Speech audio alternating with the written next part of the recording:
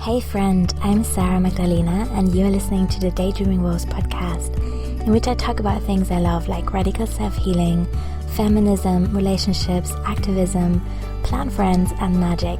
Sometimes it's just me sharing my thoughts, and sometimes I invite beautiful guest speakers for exciting interviews. You can subscribe on iTunes and check out my website daydreamingwolves.com, as well as sarahmagdalenalove.com for all things web design and online marketing. Hi everyone, I have such an honor to interview my friend Mia today. They will introduce themselves because we figured out that's probably easier, and I will let them do that now. Hi everyone, my name is Amelia Bayes, and I'm a therapist and a sex and relationships coach. So I have a long history of working in mental health and also in lots of different ways around sex and relationships. Yay! I would like to add that Mia is just, as a friend, I sadly can't be their client, which is very tragic, but I just know their work from being their friend, and I know it from their writing and their Facebook posts and all that good stuff. So I think they have so much lovely stuff in that area to share, which is why I'm super excited to interview them. My first question is, how and when did you decide to become a therapist and coach? Like, what is the background story to that? Yeah, so I guess I became a therapist first, became a counsellor first, and I used to work in a kind of quite high-flying intellectual job that was really interesting, but I found just didn't give me that connection to people that I wanted. Yeah. You know, it wasn't kind of like working on the front line or anything, and so I began to feel it was like a little bit soul-destroying after a while. So while I was doing that, I was doing some volunteer youth work, and I did that for a long time in the LGBT community, working kind of LGBT youth clubs, and that was really how I got into counselling, because a lot of the young people there just really, really were kind of desperate for someone to listen to them, to talk to them, someone to hold space for them. Yeah. So from kind of doing that LGBTQ youth work, I trained as a counsellor and a therapist, and then I thought I'll just give it a try, and then I just kind of carried on till I did my postgrad diploma and qualified fully a couple of years ago. Yeah. So that was a really nice way to get into it, and I think it was really important for me for there to be more LGBTQ kind of friendly, poly friendly, kink friendly counsellors out there, because a lot of therapists are not great around that stuff. So it was one of those things where I'm kind of partly like, oh, okay, somebody needs to do it, so it might as well be me. Yeah. And the more I did it, the more I found I just really loved working kind of really directly for people, really like holding space for people and kind of giving them that power to explore their experience. So that was kind of how I became a therapist. And then as I kind of worked in schools and colleges and in the community and in mental health settings, and through my work as a therapist, a lot of things, I found myself doing a lot of work around sexuality and relationships, and that was something I'd always been really interested in. I've always been really interested in kind of communication in relationships, and kind of previously to becoming a therapist, I'd sort of run workshops at events like OpenCon and BICon and things like that around better relationships, better communication, exploring your sexuality. So it was kind of a coming together of those things, and then working with lots and lots of clients, especially young women who were really, really struggling with sexuality and relationships, and feeling really stuck and feeling like they didn't really have great sex education and that kind of thing. So my work was sort of becoming more and more sex and relationship focused, and when I was seeing the same issues come up for people over and over again, I kind of decided actually maybe I can do something to reach a bit of a wider audience as well. So that's when I decided to also do kind of coaching in addition to therapy, to just be able to kind of work with more people and work online with people and do courses to kind of reach a bigger audience. Yeah, that makes total sense. That's super interesting. I can really see you being a youth worker, and I wish I had met like you as a teenager. That would have definitely changed my life in some ways, I think. I think it probably would have changed my life too, because I think my own experience of being a teenager was like rubbish mental health, really stuck around sex and relationships as well, and not knowing kind of where to get good advice around that. And so probably 15-year-old me would really benefit from meeting 30-year-old me. Yeah, totally. And I think what's also interesting about that time is when I look back now, I mean, maybe that's just me, but when I look back now, I feel like I didn't even have the language to express what was wrong, or like why my experiences sucked in so many ways. And now, so now there's a lot of work for me to reframe these things and look at them differently and be like, actually that was really shit. And I'm so glad I do have these tools now, and like people like you in my life, so yay. Yeah, I feel let's spread that word. I feel like a lot of people that I see have kind of learnt so much rubbish stuff as a teenager that then you have to spend a long time kind of like undoing it. So I guess what's nice about when you can work with younger people is almost like you can get in there earlier to kind of save them some suffering, I think. Yeah, oh god, yeah, totally. I definitely feel some, I mean, I know this isn't about me, but I'm just going to share a little bit. I definitely have some resentments around feeling that there's been time lost for me, or that in my 20s I had to spend so much time and energy on unlearning stuff that could have which is time and energy that I could have spent on creative stuff and making new, better experiences. But I was just like, I'm gonna take a break from all of this and then I'm gonna reconsider.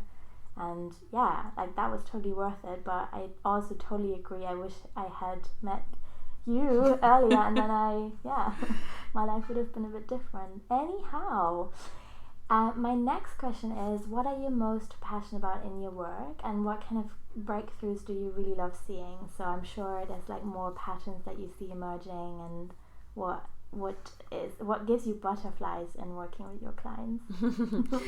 I think what I'm really passionate about is really helping people to connect with their own desires and their own experience. So my background is actually more like sociological rather than psychological in terms of kind of my academic studies and things. I'm so interested in all the cultural and social messages that we receive about sex, relationships, and just about life in general.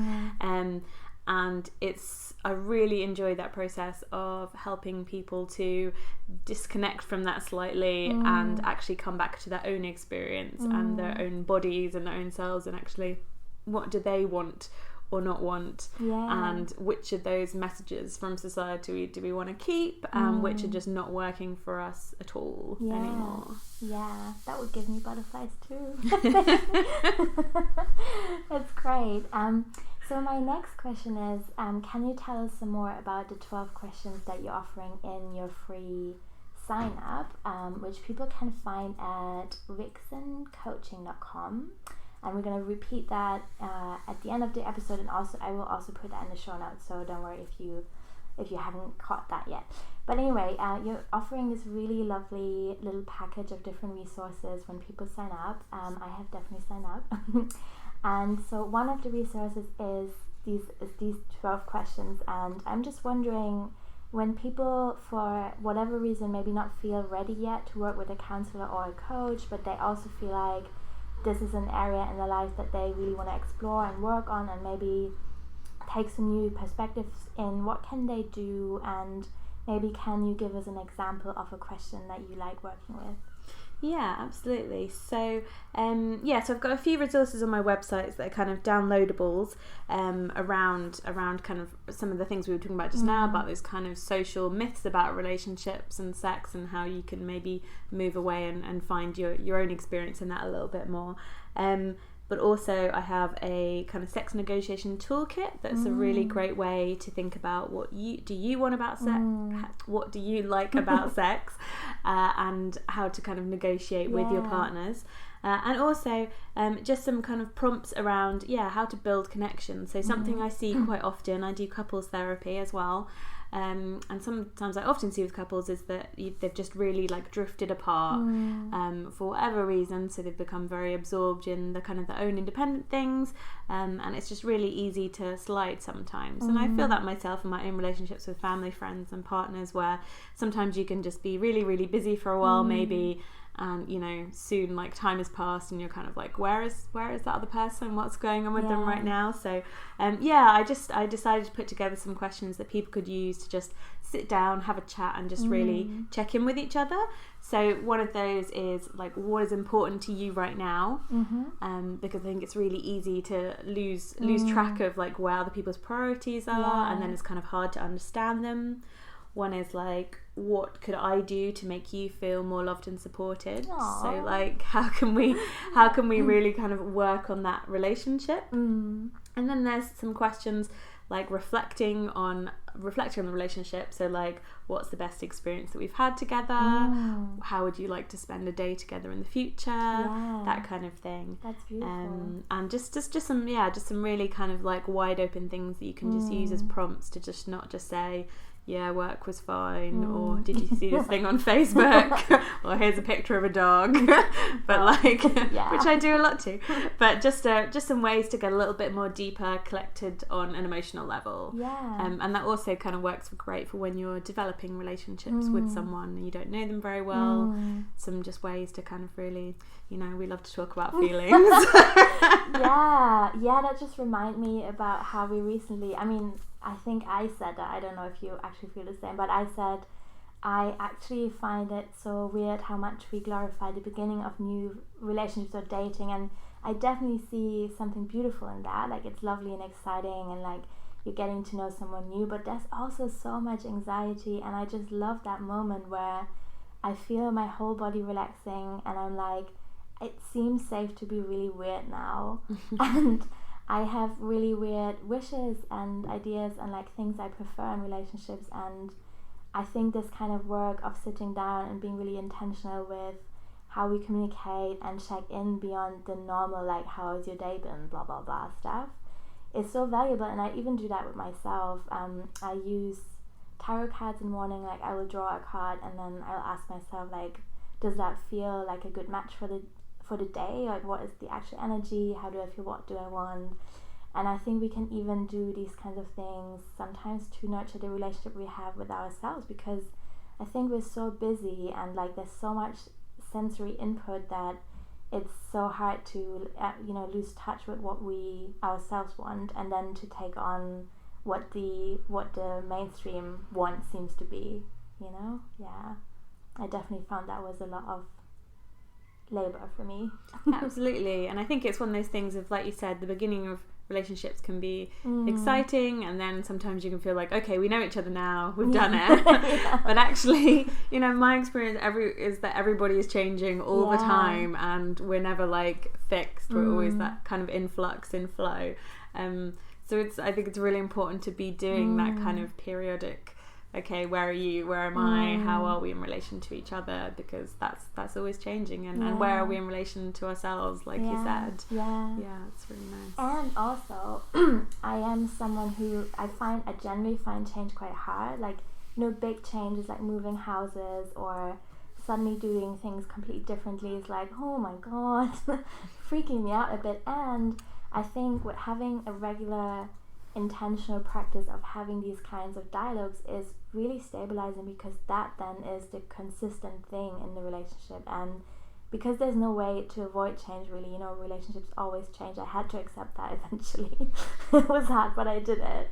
And so I now prioritize having these kinds of rituals so much, because they just make me feel grounded and stable, even though other aspects of the relationship might be changing all the time. I think that's really important. It's really great to do that for yourself, and in the relationship too. Like, me and my partner have sort of agreed that because it's, we're both so busy with various jobs and traveling and stuff, it's really important that we set a regular time each month to kind of just check in with each other and have some time that isn't about social media or TV or Netflix or anything else, but just really sit down and check in with each other. And if you can have kind of, like you say, like a ritual, a set time for that, a way of doing that to really make sure it happens instead of just kind of letting it slide, then that's really great, and it can kind of really keep you in sync with each other.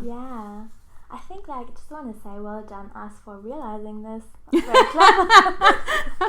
Just reflecting. I think that's fantastic. Well, it's a journey, isn't it? Like we said, perhaps when we were younger, we didn't do that. But it does feel great when you finally get to it and think, yes. And then you just have to keep doing it. Yeah, exactly. This came up, this thinking like, oh, well done us, came up because I looked at the next question, which is, how would you like to see sex education to change? If you could just, do your magic one thing. Yeah, I mean, just a lot. I would change so much. Yeah. So I mostly work with adults at the moment in adult sex ed, and I feel like a lot of our education, our beliefs around sexuality are as adults are trying to make up for like so much that we didn't learn when we were younger, and so many kind of faulty ideas that we were taught, or just wrong things about like some basics like anatomy, or just kinds of some kinds of sex and relationships like just aren't represented at all in sex education, like LGBTQ ones or those kind of things. So I would really like to see, like, for young people's sex education being much more consent focused, much more pleasure focused, not just kind of the only sex ed I ever had at school was just in a biology lesson about like this is what happens when a sperm meets an egg, which is important to know, but there's a lot more to sex and relationships than that. And also to be really about relationships as well, because often we only get the kind of sex bit.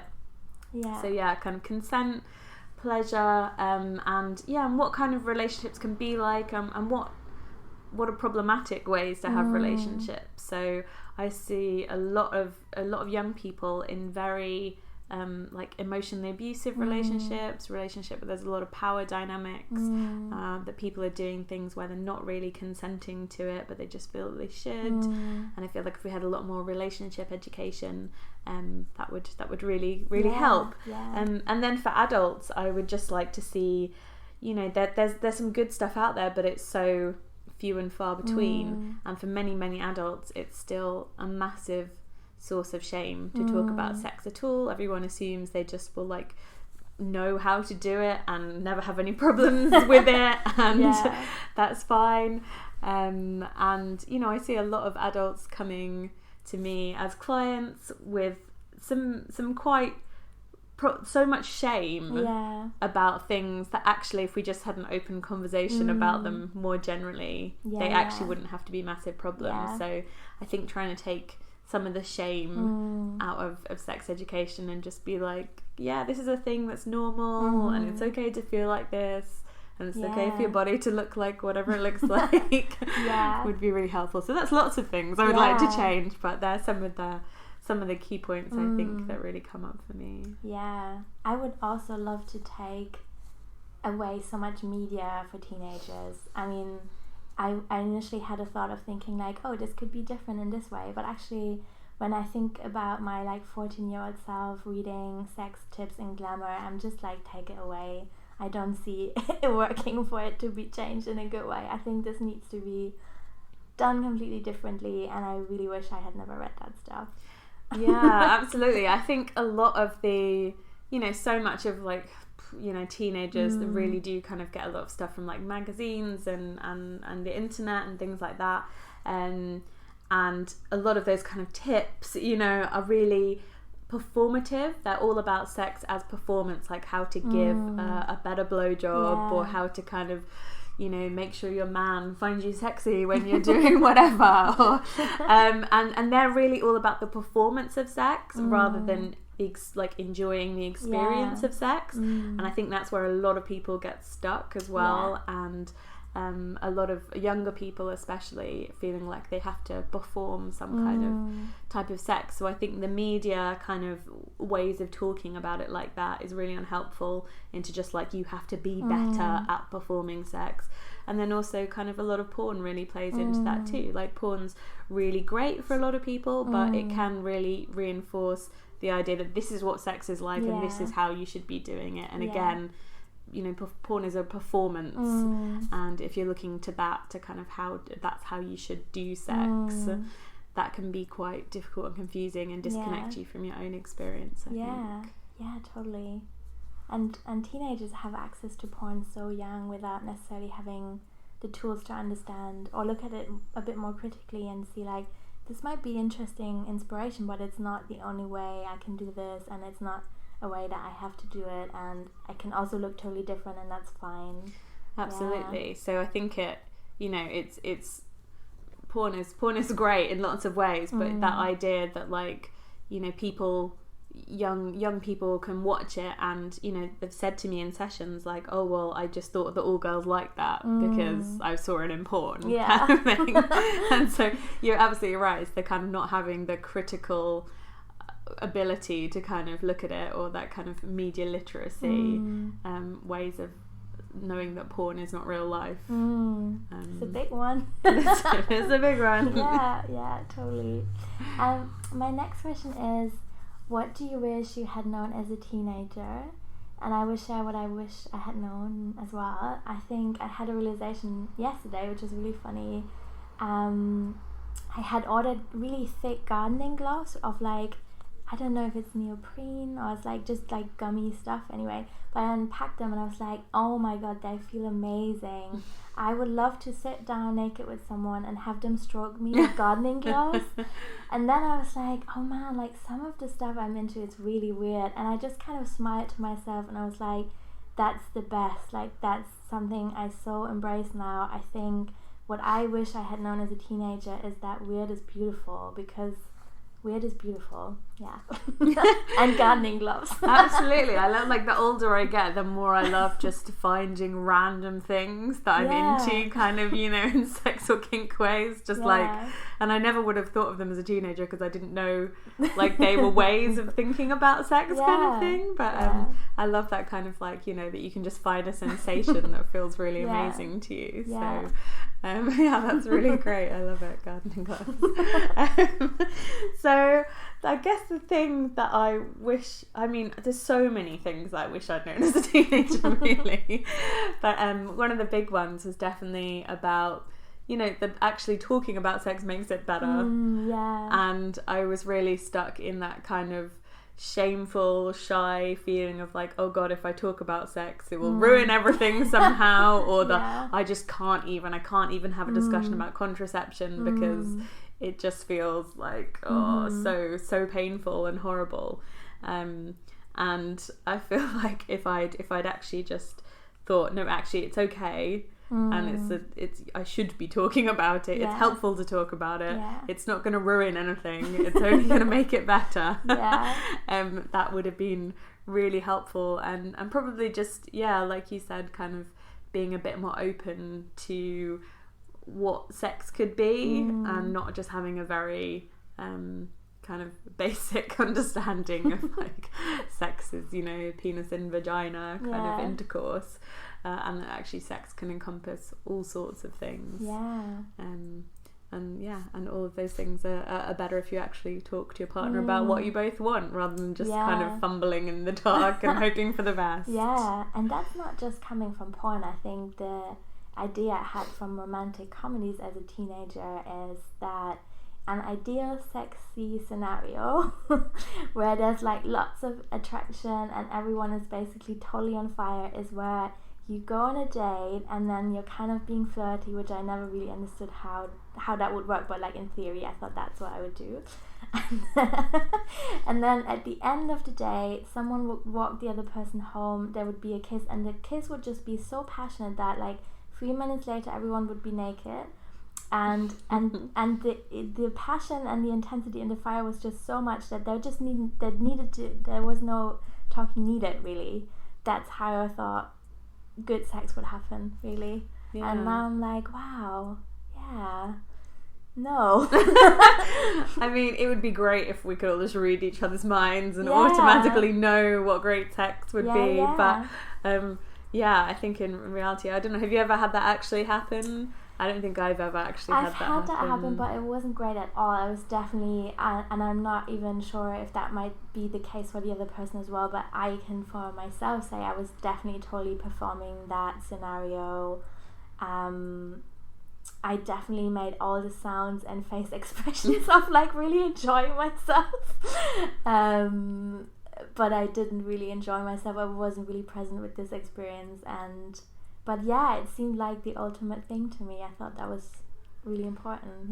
Yeah, so it's that really performative rather than like mindfully, actually being in the experience, being present to it. And it's also, it kind of, that whole scenario completely disregards like any consent issues, that you're just assuming each other is totally into whatever you want to do.